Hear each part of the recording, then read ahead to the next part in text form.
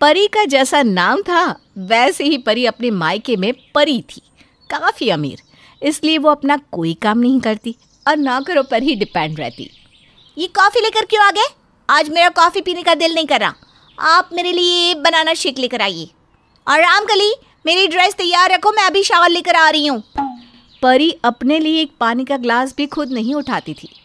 परी के घर के सभी नौकरों को परी की इस हरकतों पर बहुत गुस्सा आता और वे आपस में परी की चुगली भी किया करते। इसके माँ बाप ने इसका नाम परी क्या रख दिया? ये तो खुद को परी ही समझती है। आज कॉफ़ी नहीं, बनाना शेक पीने का मन कर रहा। मैंने इतनी मेहनत से कॉफ़ी जो बनाई उसका क्या करूं?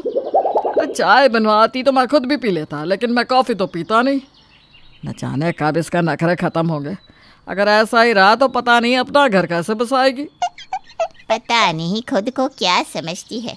नहाना खुद को है, कपड़े खुद को पहनने हैं, पर ऑर्डर तो ऐसे झाड़ती है जैसे पता नहीं मैं नौकरानी नहीं हूँ, मैंने इसका कोई कर्ज ले रखा है।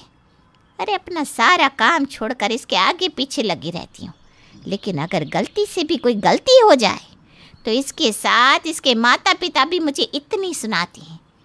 अरे इतना बड़ा घर और सिर्फ नौकर हम दो, ये नहीं कि अपनी बेटी के लिए एक और नौकर रख ले। अरे जो लड़की मायके में कुछ नहीं करती वो लड़की ससुराल में नौकरों से भी बदतर जिंदगी जीती है। क्या बड़ी महारानी बनी फिरती है ना। देखना तुम, ससुराल में नौकरों से भी बुरा हाल होगा इसका, और फिर पता चलेगा इसको कि ये अपने नौकरों के साथ कैसा बर्ताव करती है। दोनों नौकर आपस में चुगली कर रहे होते हैं कि तभी वहाँ पर परी आ जाती है। उनकी बात सुनकर उनसे कहती है, मेरी चुगली करना बंद करो तुम दोनों। इस चीज़ के पैसे मिलते हैं क्या?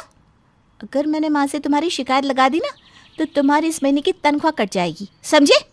चलो अब मेरा बैग पकड़ो और मेरे पीछे चलो, मुझे कॉलेज जाना है। परी अपना बैग रामू काका के हाथ में थमा देती है और उन्हीं को अपना ड्राइवर बनाकर कॉलेज ले जाती है। समय यूं ही बीतता है और देखते ही देखते परी का रिश्ता अतुल नाम के लड़की के साथ तय हो जाता है। पर परी अभी शादी नहीं करना चाहती थी, इसलिए वो शादी के लिए इनकार करने लगती है। अभी मेरे किसी भी दोस्त की शादी नहीं हुई, मुझे भी शादी नहीं करनी।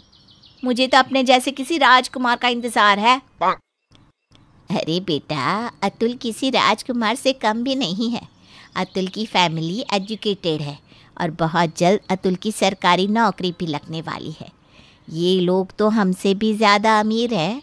हमारे पास सिर्फ 2 नौकर हैं, पर उनके घर में बहुत सारे नौकर हैं। तो ज़िंदगी भर रानी की ज़िंदगी जिएगी बेटा। जब परी को पता चलता है कि अतुल तो उससे भी ज़्यादा अमीर है और वो राजकुमारी बनकर अपने ससुराल में रहेगी, तो वो भी इस रिश्ते के लिए हाँ कर देती है। बहुत जल्द परी की शादी अतुल से हो जाती है। शादी के बाद परी की ज़िंदगी में सब कुछ अच्छा चल रहा था, पर अफसोस अतुल की सरकारी नौकरी नहीं लग पाती, जिस वजह से अतुल की फैमिली अतुल को खरी खोटी सुनाने लगती है। मेरे सारे बच्चे कामयाब हो गए, पर इस लड़के पर इतना पैसा खर्च करने के बाद भी यह लड़का कामयाब नहीं हुआ। इससे तो अच्छा मैं किसी नौकर पर इतने पैसे खर्च देती। अरे वो जिंदगी भर मेरी सेवा तो करता। पता नहीं कौन सी घड़ी में ये पैदा हो गया। माँ, नौकरी तो नौकरी होती है ना, और मैं खाली तो नहीं बैठ रहा। सरकारी ना से ही प्राइवेट नौकरी ढूंढ तो रहा हूँ मैं। तो फिर ठीक है, जिस दिन तू महीने का 1 लाख कमा कर मेरे हाथों में देगा उस दिन आकर मुझसे बात करना। जब तक तू काम नहीं करेगा तब तक तेरा और तेरी बीवी का खर्चा मैं नहीं उठाने वाली। तुम दोनों पति पत्नी अपने बारे में खुद सोचो कि कैसे अपनी जिंदगी जियोगे। अर्चना अतुल से इतनी ज़्यादा नाराज़ होती है कि वह अतुल के साथ बेगानों की तरह बर्ताव करती है। साथ ही साथ वो परी को भी कुछ नहीं समझती। घर में इतने नौकर होने के बाद भी अर्चना सारा नौकरों वाला काम अपनी बहू परी से ही करवाती। बहू, घर में ज़्यादा लोग नहीं है, इसलिए मुझे ज़्यादा नौकर की ज़रूरत नहीं थी, तो मैंने कुछ नौकरों की छुट्टी कर दी है, इसलिए उनकी जगह अब से तू ही काम करेगी। जा, अब जाकर किचन संभाल और सबके लिए खाना बना। पर मुझे खाना तो बनाना आता ही नहीं। मैंने अपने मायके में कभी भी रसोई में कदम नहीं रखा। मम्मी जी, मैं खाना कैसे बनाऊंगी? नहीं आता तो सीख ले बहू। जो तूने अपने मायके में नहीं किया वो सब ससुराल में तो करना ही होगा। फूलमती, इसे घर के सारे काम सिखा देना। खाना बनाने से लेकर झाड़ू पोछा तक, अब से हर छोटे बड़े काम मेरी बहू परी ही करेगी। अर्चना अपनी बहू के साथ इतना बुरा बर्ताव करती है कि परी अपनी सास के सामने कुछ नहीं बोल पाती और फूलमती परी को घर के सारे काम सिखाती है। जिस परी ने कभी अपने लिए एक पानी का ग्लास भी खुद नहीं निकाला था, वो आज सबको खाना बनाकर खिलाती और सबके गंदे कपड़े भी धोती। बहू, काम पर सही से ध्यान क्यों नहीं लगाती? देख, मेरे कमरे में मेरे कपड़े रखे हैं, उन्हें धो दे और धोने के बाद बाजार चली जाना। कल से फूलमती भी काम पर नहीं आएगी, तो अब से मार्केट से सारा सामान भी तुम्हें ही लाना होगा। परी अपने सास के सामने कुछ नहीं बोल पाती और चुपचाप उसकी सारी बात मानती है। परी की हालत किसी नौकर से कम नहीं होती। घर वाले भी परी के साथ नौकरों की तरह बर्ताव करते हैं। जो पहले नौकरों को भला बुरा कहती थी, आज उसके ससुराल वाले उसकी गलती पर उसे भला बुरा कहते हैं। ऐसे ही एक दिन परी बर्तन धो रही होती है और गलती से उसके कुछ कप टूट जाते हैं, जिस पर अर्चना परी को भला बुरा सुनाने लगती है। परी, बहुरानी, पति तो तुम्हारा काम करता नहीं और तुम हो कि आए दिन इस घर का नुकसान करती रहती हो। वो तो शुक्र मनाओ कि मैं तुम्हें 2 वक्त की रोटी भी खाने को देती हूँ। अगर तुम मेरी बहू ना होती ना, तो शायद मैं तुझे इस घर में रहने और खाने भी ना देती। अर्चना परी को भला बुरा सुनाई रही होती है कि तभी वहाँ अतुल आ जाता है और अपनी बीवी के साथ इतना बुरा बर्ताव होता देखकर बर्दाश्त नहीं कर पाता और अपनी माँ से कहता है, माँ, आप हमारे साथ ऐसा कैसे कर सकती हैं? मुझे तो यकीन ही नहीं होता कि आप मेरी माँ हैं। अरे एक सौतेली माँ भी अपने बच्चों के साथ ऐसा बर्ताव नहीं करती जैसा आप मेरे साथ और मेरी बीवी के साथ भेदभाव करती है। आप ऐसा इसलिए कर रहे हो क्योंकि मेरी सरकारी नौकरी नहीं लगी, पर अब मैं और मेरी बीवी आपके गुलाम बनकर नहीं रहेंगे। चलो परी, जब तुम्हें खुद नौकरों की तरह काम करना है तो दूसरों की नौकरी क्यों करना? अरे तो ले जाना, क्यों सांप की तरह हमारे घर पर छाता सराय बैठा है और क्यों हमारे सीने पर मूंग दर रहा है? अगर तुझे अपनी बीवी और खुद की इज्जत की इतनी पड़ी होती ना, तो तू सरकारी नौकरी करता, ना कि प्राइवेट नौकरी के पीछे इस तरह दर दर की ठोकरें खा रहा होता। माँ, आपके तो सारे बच्चों की सरकारी नौकरी लगी है ना। वो चाहते तो मुझे नौकरी लगवा सकते थे, उन्होंने मेरी मदद नहीं करी। लेकिन कोई बात नहीं, मैं अपनी बीवी को और ऐसी हालत में नहीं देख सकता। 2 वक्त की रोटी ही सही, पर मैं अपनी बीवी को खुश रखूँगा। अतुल परी की ऐसी हालत नहीं देख पाता और परी के साथ अपना घर छोड़ देता है। घर छोड़ने के बाद परी और अतुल एक छोटे से किराए के घर में रहते हैं, जहां अतुल 20,000 की प्राइवेट नौकरी करता है, तो वहीं परी अकेले ही पूरा घर संभालती है। सही कहते हैं लोग, इंसान कितने ही ऐशो आराम में क्यों ना रहे, पर जब खुद पर आती है तो वो सब कुछ करना सीख ही जाता है। मधु एक गरीब घर की बेटी होती है। उसकी शादी सुरेश से होती है। अरे बहू, सुबह 5 बजे जाता है तेरा पति और रात को 12 बजे आता है। अरे कुछ अच्छा अच्छा बनाकर खिला दिया कर। मधु आधी रात को उठती, पति के लिए खाना बनाती और पति को अलग अलग डब्बे में थोड़ी थोड़ी चीजें भर कर देती। एक रात, मधु, तुम्हारे हाथ का खाना खाकर देखो तो कितना मोटा हो रहा हूं मैं। तभी वहां सास गुस्से से आती है और वो चटोरी सास मधु के पति के सामने ही शिकायत करती है। अरे ये तो सिर्फ तेरे लिए ही बनाती है, हम लोगों को तो वही सूखी रोटी सादी सब्जी खिलाती है। ये नहीं कि तेरे लिए बनाए तो हम लोगों को भी दे दिया करे। घर में इतना राशन नहीं होता है माँ जी, हम लोग तो घर में रहते हैं, ये बाहर जाते हैं, सारा दिन काम करते हैं, कहीं भूख ना लग जाए इसलिए मैं जो थोड़ा बहुत होता है इन्हें बनाकर दे देती हूँ। सास को मधु की बात पर गुस्सा आ जाता है। हाँ हाँ, या तो दूध तेरा मुन्ना पिए और या तो पकवान तेरा पति खाए, हम तो भिखारी है ना। अरे कैसी बहू है तू। माँ के जाने के बाद सुरेश मधु को प्यार से समझाता है। मैं जानता हूँ मधु, घर के लिए तुमने बहुत सारे त्याग किए हैं, लेकिन माँ ना थोड़ा खाने पीने की शौकीन है।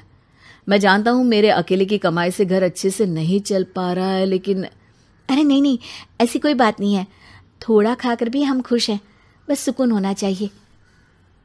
घर जैसे तैसे चल रहा था, मुन्ना बड़ा हो रहा था, लेकिन मधु के घर का हाल और बुरा होता जा रहा था। कभी ससुर का ऑपरेशन तो कभी सास की दवाई, ऊपर से मुन्ने की पढ़ाई। अब केवल सुरेश के पैसों से गुजारा नहीं चल पा रहा था। सारा दिन किचन में कलछी घुमाती रहती है। अरे बाहर जाकर काम क्यों नहीं करती? 2 पैसे कमा कर लाने की सोच, पति पर कितना भार है। मधु को सास की बात समझ में आती है और वो घर में ही सिलाई की छोटी सी मशीन रखकर सिलाई करना शुरू कर देती है। इस बार आपको राशन लाने की जरूरत नहीं है, मैंने सिलाई के पैसों से राशन भर लिया है जी। अरे वाह मेरी बीवी, वैसे अगले महीने मेरा प्रमोशन और इंक्रीमेंट होने वाला है, फिर तो हम लोगों को किसी चीज़ की कमी नहीं रहेगी। मधु और सुरेश अच्छे से अपना घर चला रहे थे, दोनों मेहनत कर रहे थे। लेकिन एक दिन, सुन मधु, मेरी बहन की बेटी आ रही है बम्बई से। वो आएगी तो कुछ दिन तो रहेगी, काम की तलाश में आ रही है वो। अगले दिन एक मॉडर्न सी लड़की उन लोगों के घर आती है। अरे क्या बात है शिल्पी, तू तो एकदम हीरोइन लग रही है। कहाँ से लाती है इतना पैसा? महंगे पर्स, ज्वेलरी, परफ्यूम। शिल्पी सामने खड़ी मधु को घूर कर देखती है। अरे ये तो सुरेश भैया की वाइफ है ना? कितनी हॉट है ये। अरे काहे की हॉट, दिन भर या तो किचन में रहती है या सिलाई मशीन में खटर पटर करती रहती है। मैंने तो फालतू ही शादी करवा दी बेटे की। अगर शादी ना हुई होती ना तो कम से कम इसके और इसके बेटे के खाने पीने के पैसे तो बच जाते। ऊपर से बोल रही है कि बेटे को स्कूल में डालेगी। अरे उसका खर्चा कहाँ से निकलेगा? अरे मौसी, क्यों परेशान हो रही हो? यही निकाली कि खर्चा। अरे शादी की है, जिम्मेदारी से भाग तो नहीं सकती ना। जी मैं करती हूँ ना सिलाई कढ़ाई, फिर घर का काम भी तो होता है ना। अरे तो कमा कितना लेती होगी? 2000 3000 बस इतने ही ना? हाँ इतने ही। मैं पढ़ी लिखी नहीं हूँ ना। मुझे देखो, दिन भर की 10,000 कमाती हूँ। मैं कौन से कभी स्कूल गई हूँ। अरे वाह, एक दिन के 10,000! ऐसा क्या करती है बेटा? शिल्पी सास के कान में कुछ कहती है, फिर जोर से बोलती है। मेरे इसी काम के लिए कुछ लोगों को जरूरत थी। इस शहर में भी बिजनेस बहुत है। अरे तो ये है ना, हायर कर ले इसे भी, देख ले हट्टी कट्टी है। मधु को सास और शिल्पी की बात समझ में नहीं आती। क्या हो गया है आप लोगों को? क्या बात कर रहे हैं आप? अरे कुछ नहीं, चल अंदर जा। और हाँ, ससुर जी को भेज दे, बोल माँ जी बुला रही है। फिर क्या, ड्राइंग रूम में बैठकर सारे आपस में बात करते हैं और देर शाम को शिल्पी और सास बहू के पास जाते हैं। सुन मधु, शिल्पी के पहचान का कल एक साहूकार आएगा, तुझे उसके साथ जाना है। वो कुछ घंटों के तुझे 5,000 देगा। और ये बात अगर सुरेश को बताई तो तेरे मुन्ने को बाहर बेच आऊंगी, समझी? फिर लगाती रहना पुलिस के चक्कर। अरे ये क्या बोल रही है माँ जी? नहीं नहीं, मैं ये काम किसी हालत में नहीं करूंगी, चाहे जो भी हो जाए। चाहे जो भी हो जाए? तंग आ गई हूँ इस तरह गरीबों वाली जिंदगी जीकर। तेरे ससुर जी से बात हो गई है, कल जाना है, मतलब जाना है। और अपने बेटे की भलाई चाहती है तो सुरेश के आगे मुंह नहीं खोलेगी। मधु खूब रोती है। वो खुद को कमरे में बंद कर लेती है, न खाना बनाती है न खाना खाती है। वो समझ नहीं पाती कि वो क्या करे। लेकिन फिर वो चुप रहने के बजाय पति को सारी बात बता देने की ठान लेती है। रात में, मैं आपसे कुछ कहना चाहती हूँ। आपकी मौसी की बेटी और आपकी माँ ने आज मेरा सौदा एक साहूकार से कर दिया है। वो कल घर आएगा। माँ ने कहा है कि अगर मैंने आपको ये बात बताई तो वो लोग मुन्ने को बेच देंगे। कैसी बात कर रही हो? ये नहीं हो सकता, मेरी माँ कभी ऐसा नहीं करेगी। प्लीज कल आप ऑफिस मत जाइए, पता नहीं ये लोग मेरे साथ क्या करेंगे। मैं नहीं मानता, मेरी माँ ऐसा नहीं कर सकती। सुरेश सुबह तैयार होकर ऑफिस चला जाता है। मधु रो रो कर उसे रोकने की कोशिश करती है, लेकिन वो मानता नहीं। फिर दोपहर में तो आप ही हो शिल्पी? आपसे ही बात हुई थी फोन पर। जी मैं ही हूँ। लाइए 5,000 रुपये दीजिए, जो बात हुई थी। और पहले उसे तो लाइए जिसके लिए मैं ये पैसे आप लोगों को देने वाला हूँ। सास पकड़कर मधु को लेकर आती है। नहीं, छोड़ दीजिए माँ जी मुझे, प्लीज ऐसा मत करिए। चुप रहो, बेटी की भलाई चाहती हो तो इनके साथ चली जाओ, समझी? अरे ये तो जाना नहीं चाहती है। अरे ऐसे कैसे नहीं जाना चाहती, जाएगी ये। सास मधु का हाथ पकड़कर साहूकार को पकड़ा देती है। नहीं, हाथ छोड़ो मेरा।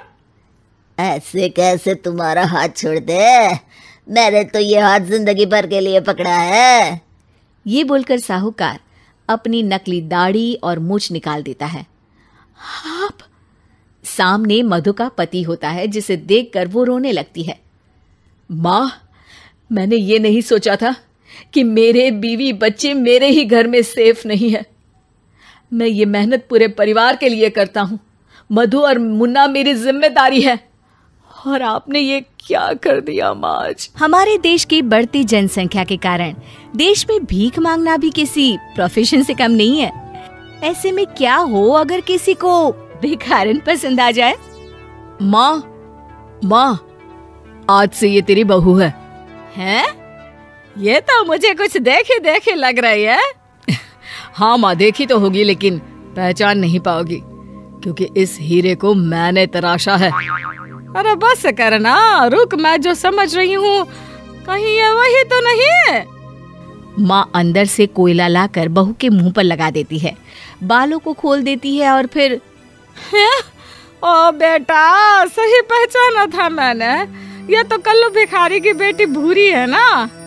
हे भगवान, बेटा बोल दे कि ये सब एक बुरा सपना है, तो झूठ बोल रहा है।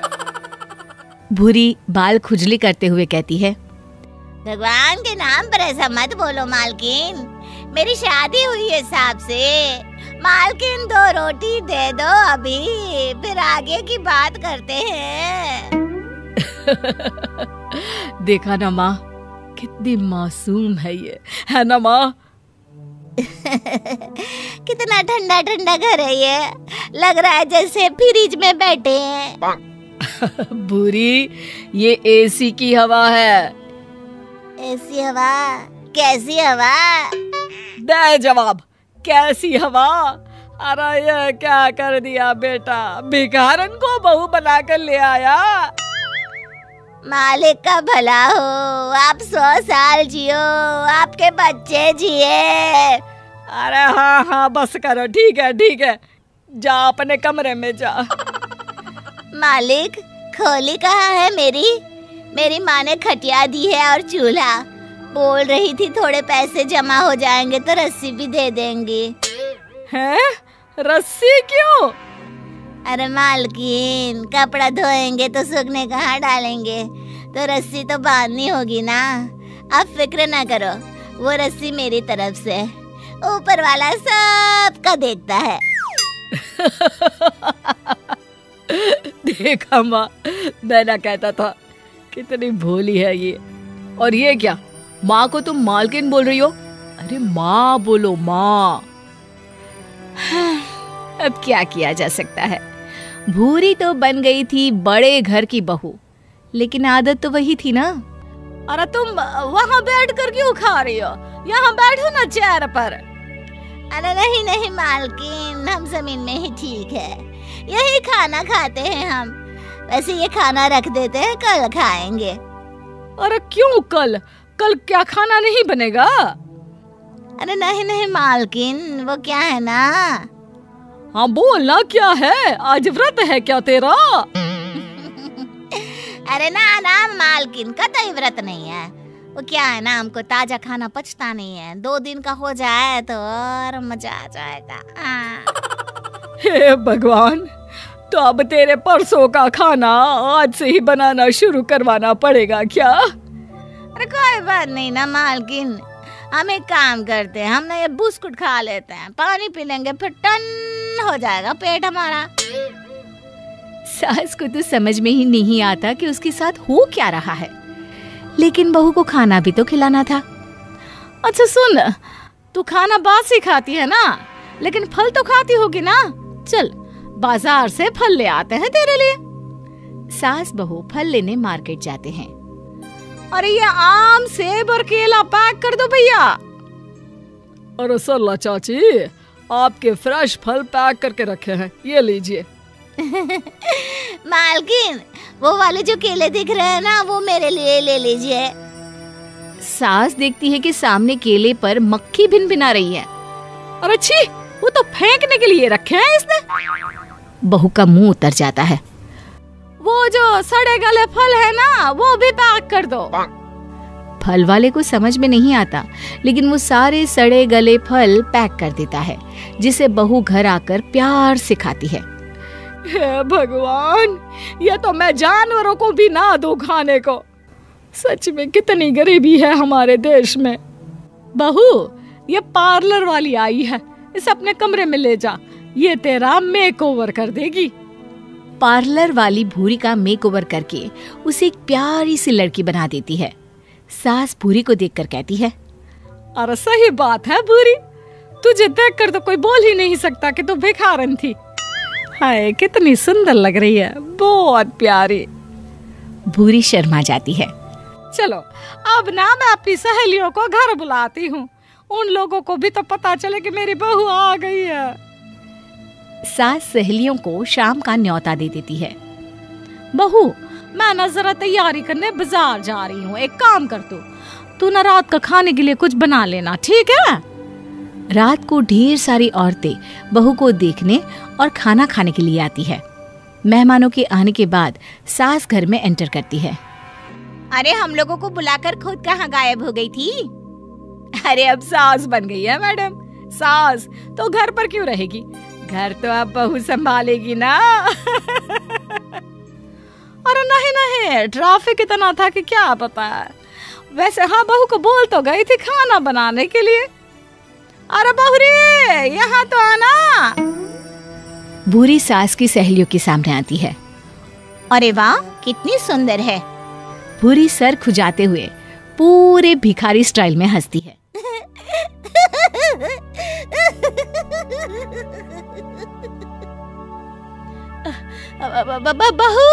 बहू बेटा, जरा अंदर जाओ, सभी के लिए क्या बनाया है, जाओ लेकर आओ। सहेलियां बहू की हरकत देखकर हंसने लगती है। सास को लगता है कि शायद सहेलियों को जल्दी बुला लिया, बहू की थोड़ी ट्रेनिंग और करनी चाहिए थी, लेकिन अब क्या करें, जो होना था वो तो हो गया। माँ जी, खाना डाल दिया है। डाल दिया है? कहाँ डाल दिया है? सभी खाना खाने बैठते हैं, लेकिन ये क्या, और सूखी रोटी साथ में प्याज कटा। अरे सब्जी कबाब शबाब कहाँ है? ऊपर वाले की मेहर से यही रूखा सूखा है, खा के पानी पी लीजिए।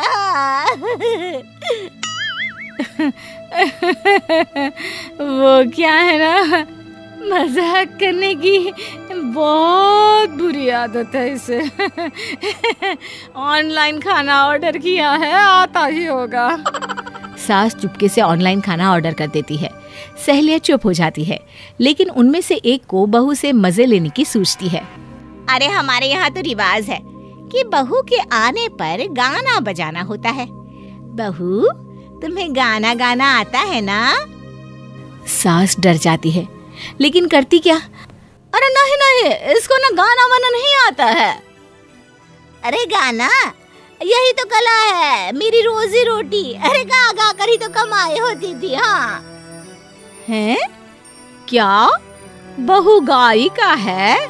अरे विमला, इतनी बड़ी बात छुपा रही थी। गाओ बेटा, गाओ। अरे नहीं, बहू रहने दो। लेकिन बहू कहाँ रुकने वाली थी। बस किसी ने कहा कि गा दो, तो बहू शुरू। गरीबों की सुनो, वो तुम्हारी सुनेगा। तुम 1 रुपया दोगे, वो 10 लाख देगा, 10 लाख देगा। बहू फुल मूड में गाना गा रही होती है। सास बोले जा रही थी, अरे बस कर बहू, बहुत हो गया। हाँ माँ जी, हर कोई जाने से पहले कुछ ना कुछ देकर ही जाएगा।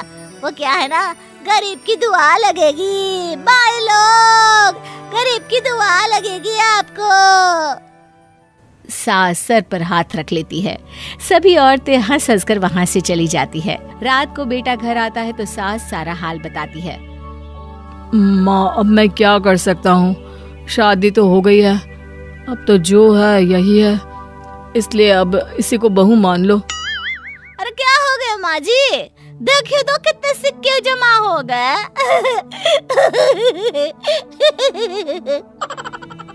सास बेचारी क्या करती, बहू को देखती और फिर